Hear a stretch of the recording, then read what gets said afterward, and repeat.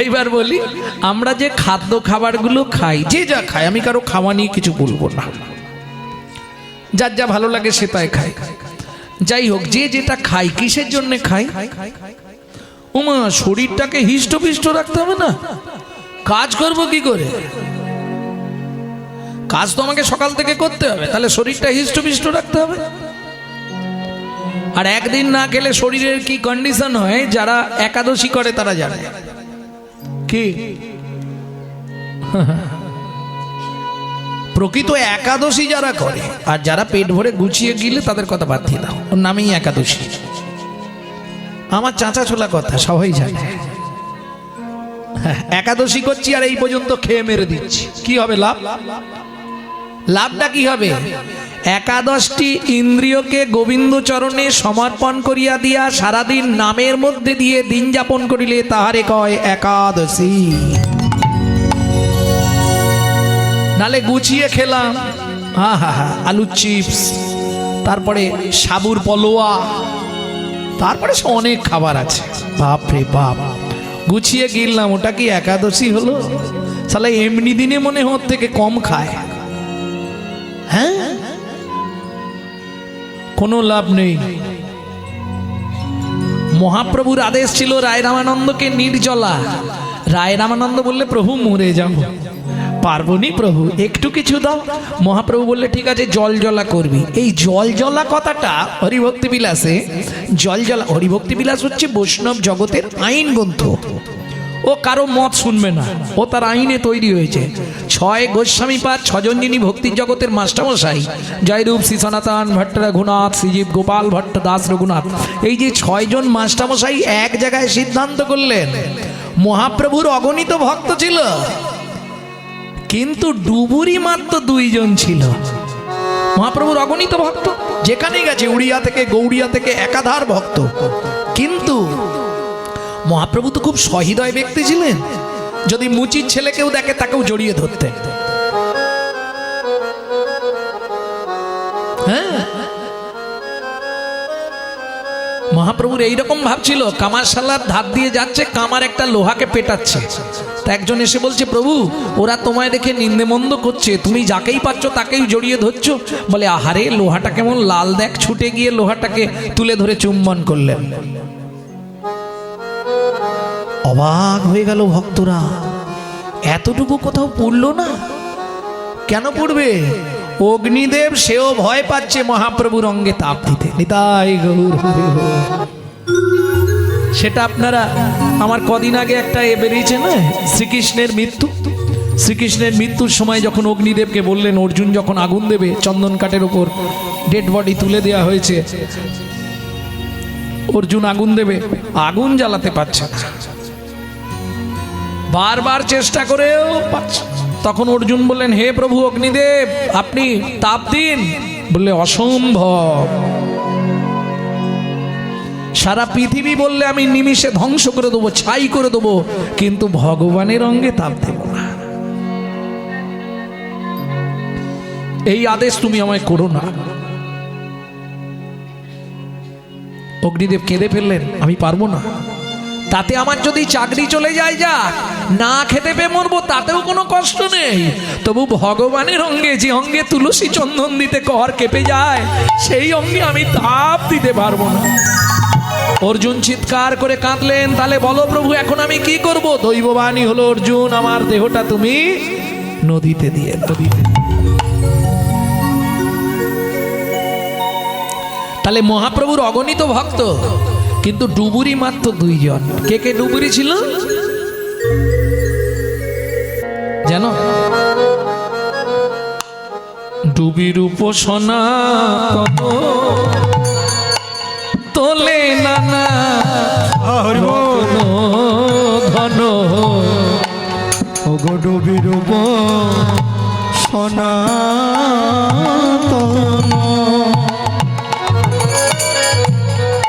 তোলে নানা রতন ধন। আস্তে আস্তে আস্তে 2 জন ডুবলো, রূপ আর সনাতন। 2 ভাইয়ের কটা হাত? 4টে হাত, 4টে রত্ন তুলে আনলেন। গৌর প্রেম সমুদ্রে ডুব দিয়ে 4টে রত্ন তুললেন। রূপ গোস্বামী পাদ উজ্জ্বল নীলমণি বৃহৎ ভাগবতামৃত, সনাতন গোস্বামী ভক্তি রসামৃত সিন্ধু, আর হরি ভক্তি বিলাস। সেই হরি ভক্তি বিলাস তো আইন গ্রন্থ, ও কারো মত শুনবে না। সেখানে একাদশীর বিধান আছে। এই জল জলা কথাটাকে এবার যে যেমন ভাবে নিয়েছে, কেউ নিয়েছে আটা দিয়ে জল দিয়ে, কেউ নিয়েছে ফল জল, যে যেভাবে নিয়েছে, বিভিন্ন শাখা পোশাকা, বিভিন্ন মতাদর্শ। ওটা নিয়ে সমালোচনা না করাই ভালো। যে যার গুরু যা দিয়েছে সেই নিয়েই থাকো। আর যদি বলো না আমি প্রকৃত আইন মেনে চলবো, তাহলে নির্জলা। আর যদি তা না পারো, তাহলে বেলা 12টার পর একটা ফল, যতটা পারো জল, শেষ। আবার সন্ধ্যের পর একটা ফল। সন্ধ্যার পর না হলেই ভালো হয়, তো একান্ত না পারলে একটা ফল হবে। তাহলে পরের দিন আর বিছানা ছাড়বে না। হ্যাঁ, এমনি একাদশী করলে পরের দিন গা থরথর করছে, কেমন হচ্ছে। সে ভোর হতে না হতেই আগে ওই সিদ্ধ অন্ন চাপিয়ে দেবে। তোমাদের এদিকে কি হয় জানি না, ভোর হতে না হতেই আগে সিদ্ধ অন্ন আর আলু সিদ্ধ করে বসে থাকবে। মানে আগের দিন যেটা নেয়নি, আজকে সেটা 4 বার ধরে নেবে।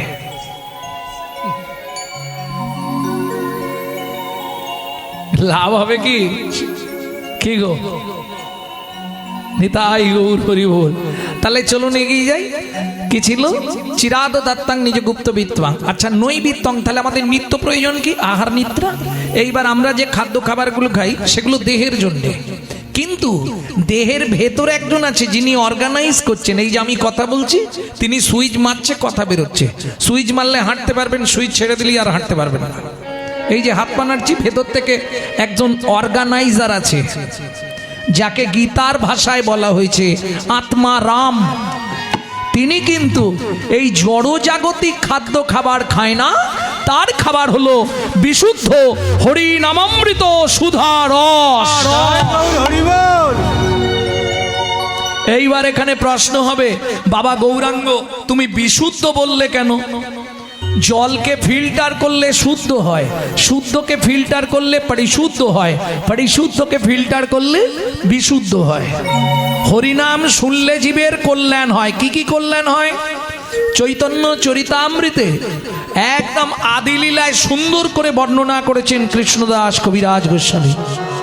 কেহ বলে নাম শুনিলে হয় রে পাপ ক্ষয়, কেহ বলে নাম শুনিলে হয় রে পাপ ক্ষয়, কেহ বলে নাম শুনিলে থাকে না জমের ভয়, কেহ বলে নাম শুনিলে থাকে না জমের ভয়। হরি নামের বহু অর্থ দুই মোক্ষ মানি, হরি নামের বহু অর্থ দুই মোক্ষ মানি, সর্বমঙ্গল হরে ইহাই মোরা জানি। তাই গৌর হরি হরি মোরা জানি, সর্বমঙ্গল হরে ইহাই মোরা জানি, সর্বমঙ্গল হরে ইহাই মোরা জানি। বুঝে নেওয়া গেল? ডক্টর বিধানচন্দ্র রায় বলতে দুধ খেলে শরীরের 32 রকম ভিটামিন জন্মায়, কিন্তু দুধটা যদি মা বিড়ালের মুখ দেওয়া হয়, ভিটামিন হবে তো? ও তো দীপথরিয়া হয়ে মরবে, তাই না? তাহলে হরিনাম শুনলে জীবের কল্যাণ হয়। যদি আচারী ভক্ত বৈষ্ণবের মুখের হরি কথা হয়, অনাচারী ব্যক্তির মুখে হরি কথা সর্প উচ্ছিষ্ট সমদুগ্ধং। ভালো করে শুনে নিন এগুলো। হরি নাম তো শুনবো, যার জন্য দেখবেন গৌড়ীয় বৈষ্ণবরা সহজে হরিবাসরে যায় না। কেন? যাত্রার মুখে হরি কথা শুনবো না। আপনি আচরিয়া ধর্মজীবের শিখায়, আপনি না আচরিলে ধর্মজীবে শেখানো না যায়। যে কথা চৈতন্য মঙ্গলে লোচন দাস ঠাকুর আরো হাইলাইট করে দিলেন, আচার করে না প্রচার করে সে মহাপাপী, প্রচার করে না যে আচার করে সেও পাপী। আচার প্রচার দুই প্রভুর লক্ষণ, এই মতো ধর্ম হয় শুনো সনাতন। বুঝে নেওয়া গেল?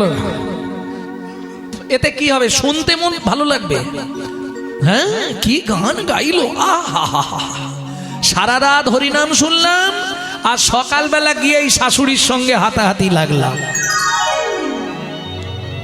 ওই যে বললাম, সর্প উচ্ছিষ্ট সমদুগ্ধং, সাপের এঁঠো করা দুধ খেলে যেমন তোমার ভেতর গিয়ে বিষক্রিয়া করবে, ঠিক তেমনি অনাচারী ব্যক্তির মুখে হরিকথা তোমার ভেতর গিয়ে বিষক্রিয়া বানিয়ে দেবে। প্রেম সে বলো চৈতন্য মহাপ্রভু কি জয়। তাহলে নৈবেদ্য আমাদের নিত্য কর্ম কি? চৈতন্য চরিতামৃত কৃষ্ণদাস যখন লিখছে, কত বয়স? 80 বছর। ডান দিকে রেখেছে গোবিন্দ ঘোষের কর্চা, বাঁ দিকে রেখেছে মুরারি গুপ্তের কর্চা। অশীতি বিদ্ধ আমি লিখিতে না পারি, গৌর তুমি লিখিয়ে দাও তোমার সেই বাণী। হঠাৎ গভীর রাত্রিতে মহাপ্রভু স্বপ্নাদেশ দিলেন, কৃষ্ণদাসকে, কে? তুমি যার কথা লিখছো আমি সেই। দয়াময় এসেছো, দয়াময় এসেছো, তুমি আসবে বলে মদন মোহন রতনাশ পেতেছি, তুমি আসবে বলে মদন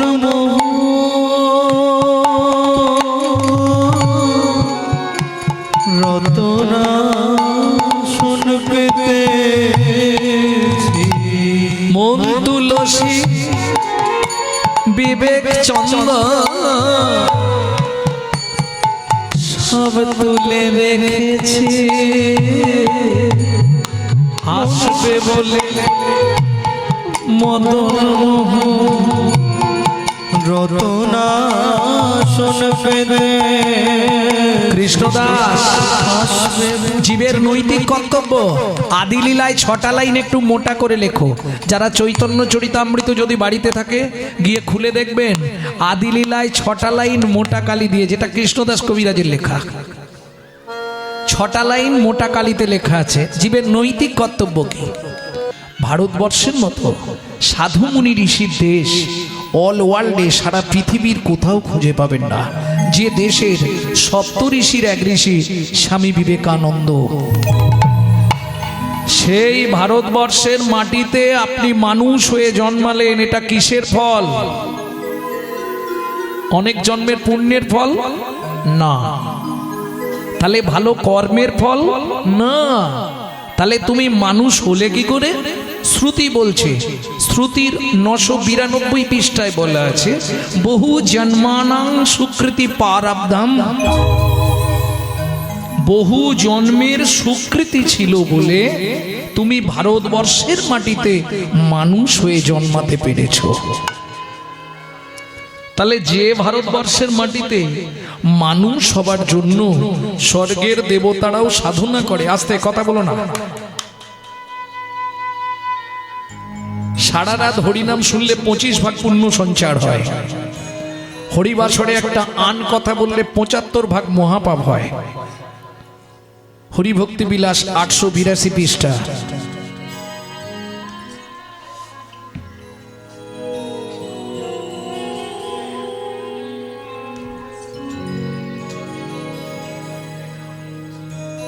তাহলে ভাবুন, সেই ভারতবর্ষের মাটিতে আমি নিজে মানুষ হয়ে জীবনে কি করলাম? বলবো কি করেছি? মানুষ হয়ে কি করেছি বলবো? শুনলে খারাপ লাগবে, থাক। নিশি দিশি শুধু পচাল পারি, দিশি দিশি শুধু পচাল পারি, বিবাদ কমি দাও। নিশি দিশি শুধু পচাল পারিলে, দিশি দিশি শুধু পচাল পারি, হরি নাম না বলিলি মুখে, হরি নাম না বলিলি মুখে, মানুষ হইয়া হায় কি করিলি, মানুষ হইয়া হায় কি করিলি, চুন কালি তোর মুখে, ওরে চুন কালি তোর মুখে, দিলে সে পাইবা পাইলে সে দিবা, দিলে সে পাইবা পাইলে সে দিবা, না পেলি না দিলি ভাই রে, ওরে না পেলি না দিলি ভাই রে, দিতেও না দিলি নিতেও আলিশ শীতেও নারিল নিতেও আলি ইহাতে শকতি নাই রে ইহাতে শক্তি নাই রে দেওয়া নেওয়া যদি কিছু না করিলি দেওয়া নেওয়া যদি কিছু না করিলি তু কেন আসিলি ভবে তুই কেন আসিলি ভবে ভাবিতে ভাবিতে দেখিতে দেখিতে ভাবিতে ভাবিতে দেখিতে দেখিতে আবার 84 হবে হবে কেনে বারে তুই মানুষ হলি কেন বা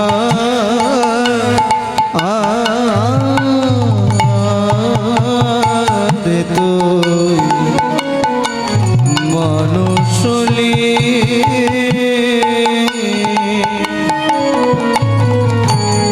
পানি ধানি মধম পরে মপা জমবর মপনি দপা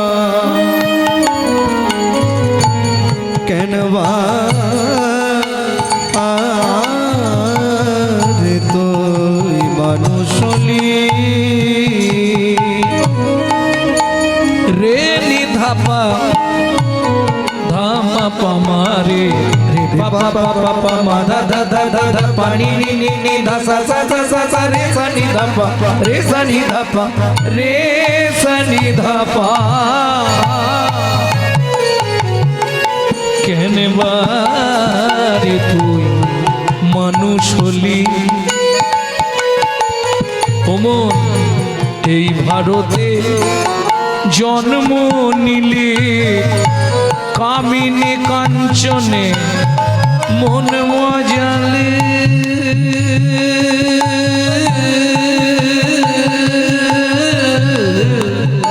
মন কামিনী কাঞ্চনে মন মজালি সমন এলে বলবি কি কথায় কথায় সময় গেল কাজে করলি কি তোর কথা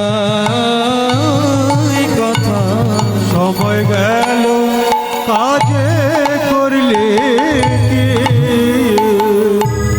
লোচন দাসের এই মিনতি। এদিকে প্রচুর কীর্তন হয় না? আপনারা সবসময় কীর্তন শোনেন, তাই তো? কিন্তু পরিবর্তন কিছু হয়নি। যদি বলেন কেন, যখনই কোনো কীর্তনিয়া কোনো মহাজনের নাম বলবে তাকে একটা প্রণাম জানাতে হয়। এটা দেখলাম আর কি। কেন? মহাজনদের প্রণাম করে আমাদের কি লাভ হবে? আমাদের সংসার চলবে? আমি বলিনি, আজকে যদি চণ্ডীদাস, বিদ্যাপতি, গোবিন্দ দাস, জ্ঞান দাস, কবি জয়দেব, বাসুদেব ঘোষ মহাশয়, নরহরি সরকার ঠাকুর মহাশয়, নরোত্তম দাস ঠাকুর মহাশয়, এরা যদি না আসতো বাংলার মাটিতে, ঘনশ্যাম দাস, বলরাম দাস, দুঃখী কৃষ্ণ দাস, দীনকৃষ্ণ দাস, বহু গীতকর্তা পদকর্তা, এরা যদি না আসতো বাংলায়, আমরা কিন্তু রাধা গোবিন্দের গোপন লীলা কথা কেউ জানতে পারতাম না। পারতাম কি? যে মহাপ্রভুকে অনুসরণ করে আমরা পথে এগোবো, সেই মহাপ্রভু নিজের জীবনটাকে 3টে ভাগ করলেন। প্রথম করেছিলেন 2 ভাগ, 24-24, তাই তো? 24 বছর গৃহস্থ জীবন, 24 বছর সন্ন্যাস। এই সন্ন্যাসের 24কে আবার মাঝখানে ডিভাইড করে দিলেন, 18-6। 18 বছর নীলাচল অবস্থান, 6 বছর দাক্ষিণাত্য ভ্রমণ। এই যে 18 বছর মহাপ্রভু ছিলেন নীলাচলে, তার মধ্যে একটা কারারুদ্ধ ঘরের মধ্যে ছিলেন 12 বছর, যেটাকে বলা হয় গম্ভীরা। সেই গম্ভীরা, সবার জানার ইচ্ছা হয় যে গম্ভীরা ভেতরে মহাপ্রভু কি শুনতেন, ইচ্ছা হয় না? একটা ঘরের মধ্যে 12 বছর আমরা একদিন রাত থাকতে পারবো না। আমাদের পৈতের সময় যে 3 দিন ওই একটা ঘরের মধ্যে আটকে রাখতো আমাদের, আমি মাঝে মাঝে বেরিয়ে পড়তাম, এই 3 দিন একভাবে ঘরের মধ্যে থাকা যায়? তাহলে ভাবুন তো,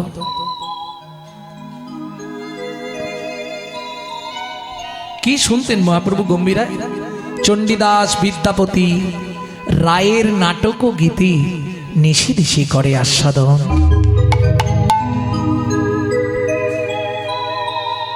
আজকে ধরুন বৈষ্ণব কবি এরা হচ্ছে ভগবানের প্রেরিত দূত। এদের বিন্দু কৃপা যতক্ষণ আপনার মধ্যে সঞ্চারিত না হয় ততক্ষণ আপনার হৃদয়ে কৃষ্ণ প্রেম ভক্তি লাভ হবে না। তাই গৌর হরি বল। তাহলে কষ্ট হলেও একটা প্রণাম করা যায় নাকি? না খুব কষ্ট হয়ে যাবে? লোচন দাসের এই মিনতি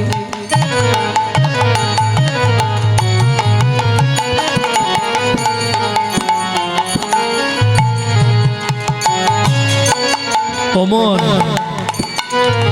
সংসার করো, তাতে দোষ নেই, তার চরণে রাগ রে মতি লোচন দাসের মিনতি।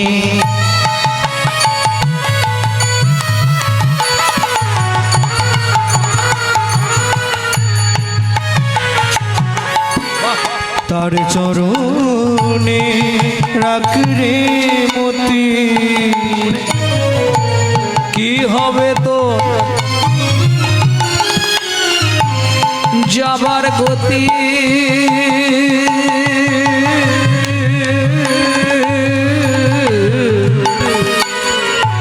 ও মায়েরা, ঈশ্বরকে চেনা যায় স্মরণে। আপনার স্মরণ বলে দেবে আপনি কোন ভগবানকে ডাকছেন, আপনি কোন দেবতার সাধন করছেন, এটা আপনার স্মরণ বলবে। কৃষ্ণকে ডাকছেন কি নিতাইকে ডাকছেন কি গৌরকে ডাকছেন কি কালীকে ডাকছেন কি দুর্গাকে ডাকছেন, এটা আপনার স্মরণ বলে দেবে, জপ বলে দেবে। তাহলে ঈশ্বরকে চেনা যায় স্মরণে। আর মানুষটা কেমন ছিল এটা কবে প্রমাণ পাবেন? তার মরণে। তার মৃত্যু বলে দেবে লোকটা কেমন ছিল। কি হবে তোর যাবার গতি,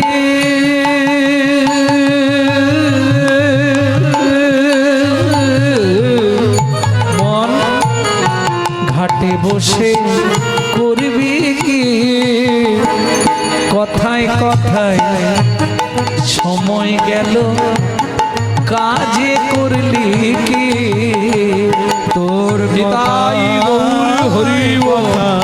সময় গেল কাজে করলি কি।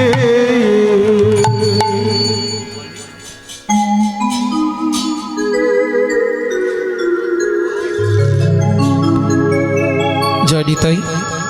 চলুন ভগবানের একটা ছোটবেলা লীলা শুনবো আজকে, কারণ আমি ওটার সঙ্গে সঙ্গে ওরা ফল দিয়ে দিয়েছে, ওইটাই আজকে তাই।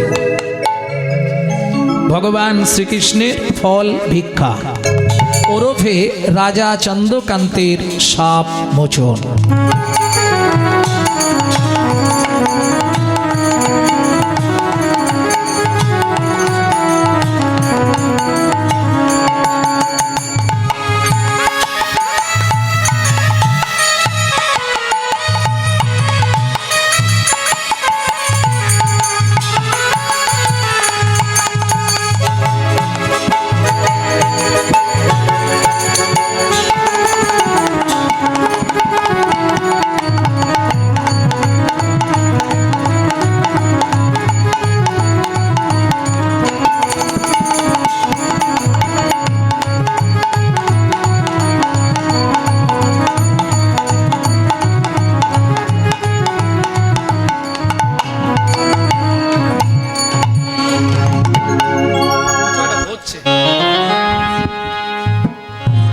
দাঁড়ানো মুশকিল হয়ে যাচ্ছে।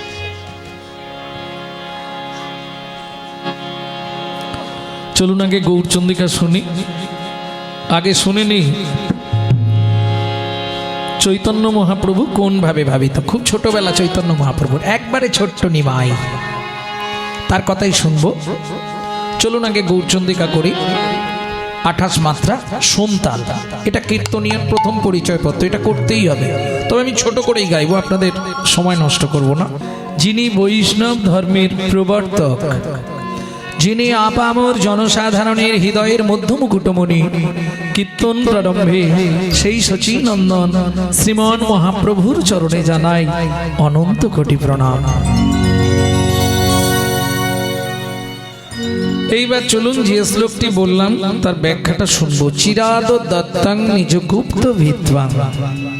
যারা শিক্ষিত সমাজ আছেন তারা একটু ধ্যান দিন। নিজ গুপ্ত বিত্বাং, আমি বিত্বাংটা তিনটে সমাস করছি। বিত্বাং, নৈবিত্বাং, উদ্বৃত্তাং। বিত্তাং মানে বৃত্তি, উদ্বৃত্তাং মানে বাঁচিয়ে রাখা, নৈবিত্তাং মানে নিত্য প্রয়োজন, আর বিত্তাং মানে বৃত্তি বা কর্ম। উদ্বৃত্তাং বাঁচিয়ে রাখা, মায়েরা খুব ভালো বুঝবেন। চাল মেপে নিয়ে 3 মুঠো করে তুলে রাখেন, উদ্বৃত্ত করা। যেমন আপনারা কাজ বাড়িতে খেতে যান তো, প্রথম ব্যাচে কোনোদিনও খেতে বসবেন না। না না, হাসির কিছু নেই, খাবার দেয় কিন্তু একটু টান টান করে দেয়। কর্তা বলে ওরে রিপিট কর রিপিট কর, এখানে দেখি দেয় একটার বেশি রিপিট হবে না। কেন? যদি শেষে গিয়ে কম পড়ে যায়, এই জন্য এটা উদ্বৃত্ত করা। আরো সহজ করে বলি, মায়েদের বুঝতে সুবিধে হবে। বাবা মার যদি 4-5টা ছেলে মেয়ে হয়, বাবা যদি 4টে ছেলের জন্য 4টে ছেলে মেয়ের জন্য 4টে মিষ্টি আনে, মা কি করে জানেন? আধখানা করে 3 জনকে দেয়, আর 2.5টা লুকিয়ে রাখে ছোট ছেলে কিংবা মেয়েটার জন্য। কেন? ছোট ছেলে কিংবা মেয়ে এরা একটু বাবা মার কাছে ভালোবাসা বেশি পায়। কেন? ওটা শেষ গুড়ন্তি তো, কোল পোছা, হ্যাঁ, ওই জন্য ওটা একটু ভালোবাসা বা আদর বেশি পায়, পায় না? আর দেখবেন যে ছেলে মেয়েগুলো খুব আদরে মানুষ হয়, আদরে আদরে শেষে গিয়ে ওইটাই ড্যাশ তৈরি হয়। তাই গৌর হরি বল। যদি বলেন কেন বললাম, বিশ্বপিতার 4 ছেলে, সত্য, তেতা, দাপর, কলি। কলি কোন ছেলে? ছোট ছোট। অত্যাচারী, অনাচারী, ব্যভিচারী, ভ্রষ্টাচারী, কুলাচারী, চরিত্রহীন, লম্পট, কলি। কেন? ভালোবাসা বেশি পেয়েছে। এইবার বলি, মা করলো কি দেখুন, সত্য যুগে হরিনাম দিলেন কিন্তু প্রেমটা দিলেন না, উদ্বৃত্তাং, প্রেম কেটে রেখে দিলেন। তেতায় নাম দিলেন, প্রেম দিলেন না।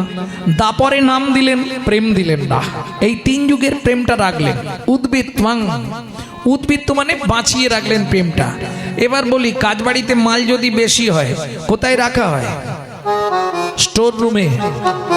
ইংলিশে বলা হয় স্টোর রুম, বাংলা গ্রাম্য ভাষায় বলা হয় ভাড়ার ঘর। আপনারা কি বলেন? ভাড়ার ঘর। তাহলে চলুন আগে দেখে নিই চৈতন্য মহাপ্রভুর ভাড়ার ঘরটা কোথায় ছিল। ছিল গোলোকে, এলো এলোকে, এলো গোলোকে, এলো এলোকে। ও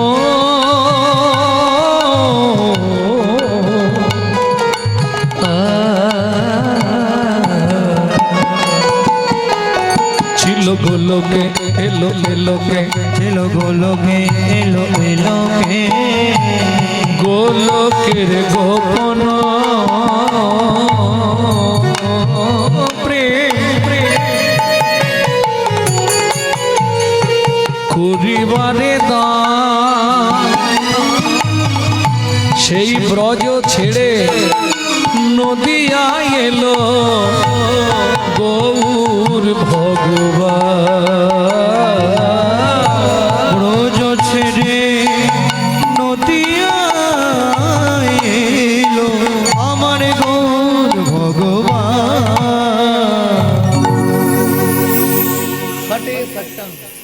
উদ্বৃত্তাং ক্লিয়ার হয়ে গেছে? কেউ বুঝতে না পারলে 1 হাত তুলবেন, তাহলে ভাবো বুঝতে পারলো না। উদ্বৃত্তাং বুঝতে পেরেছেন?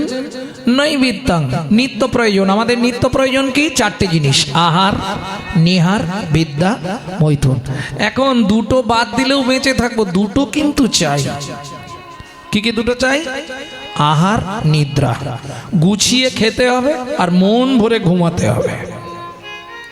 7-5 মিলি নিজ দাদে দেব সিজা, 7-5 মিলি নিজ দাদেতে বসিয়া। কীর্তন করো সবে করো তালি দিয়া, কীর্তন করো সবে করো তালি দিয়া। ও প্রভু কি গাইব? ষোলো নাম 32 অক্ষর হয় মহামন্ত্র 16 নাম 32 অক্ষর হয় মহামন্ত্র যাইয়া গৃহেতে জপ হইয়া স্বতন্ত্র ওগো যাইয়া গৃহেতে জপ হইয়া স্বতন্ত্র। আচ্ছা প্রভু, আমরা যে হরিনাম করব এর কি কোনো নিয়ম আছে? খাইতে শুইতে নাম লবে যথা তথা, খাইতে শুইতে নাম লবে যথা তথা, স্থান কাল পাত্র নাই নিয়ম বিধি তথা, স্থান কাল পাত্র নাই নিয়ম বিধি তথা, সময় পেলেই গাইবে, সময় পেলেই গাইবে, সময় পেলেই গাইবে, ওরা সময় পেলেই গাইবে, কৃষ্ণ নাম মহামন্ত্র সময় পেলেই গাইবে, এই কৃষ্ণ নাম মহামন্ত্র সময় পেলে গাইবে, কৃষ্ণ নাম মহামন্ত্র কাম কামনা দূরে যাবে, কৃষ্ণ নাম তাই গৌর হরি কামনা দূরে যাবে, কৃষ্ণ নাম মহামন্ত্র কামনা দূরে যাবে, কৃষ্ণ নাম মহামন্ত্র কামনা দূরে যাবে, সময় পেলেই গাইবে, সময় পেলেই গাইবে।